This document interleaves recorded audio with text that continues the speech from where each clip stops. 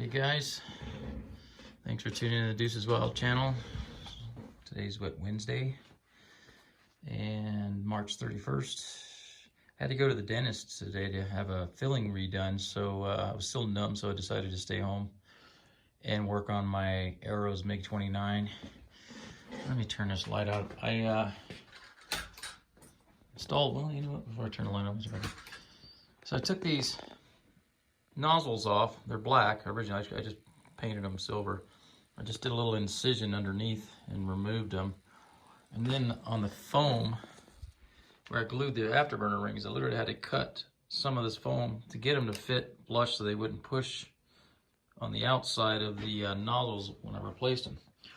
The inside diameter has plenty of clearance, so it won't impede any of the thrust. So, got them hooked up, and I'll tell you of all the EDF's afterburner installs I've done, this one was the biggest pain in the ass.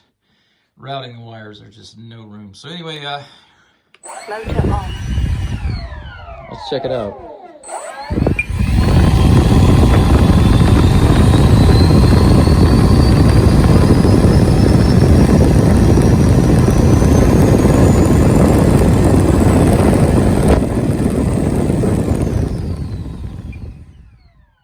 Yeah, so there you go. I also shot the inside of the nozzles to be a bit more reflective, as you can see. You know, let me turn this light off and let's do this again. Check it out in the dark here. That'd be even better, wouldn't it? There we go. Here we go. All right.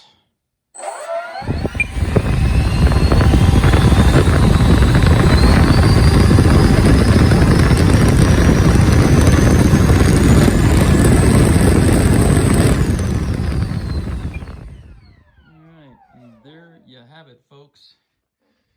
Pretty sick. I dig it. I'll turn some light back on here. But also, I had some weights that I had glued underneath the nozzle, so I had to take those out when I did this. And I wound up taking one of the extra weights from my Flightline 1600 millimeter Corsair, which weighs about 20 or 21 grams, and I drilled a hole there and I just glued it in as a ballast weight. And now the CG is spot on. It's not nose heavy. Even with the little weights that I put under there, it was still slightly nose heavy, but it was flaring a lot easier on my landings. Now I expect it to be even easier. So there you have it, guys.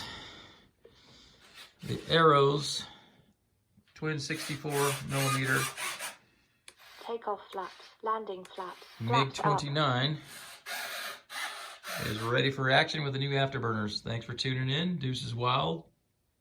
Peace.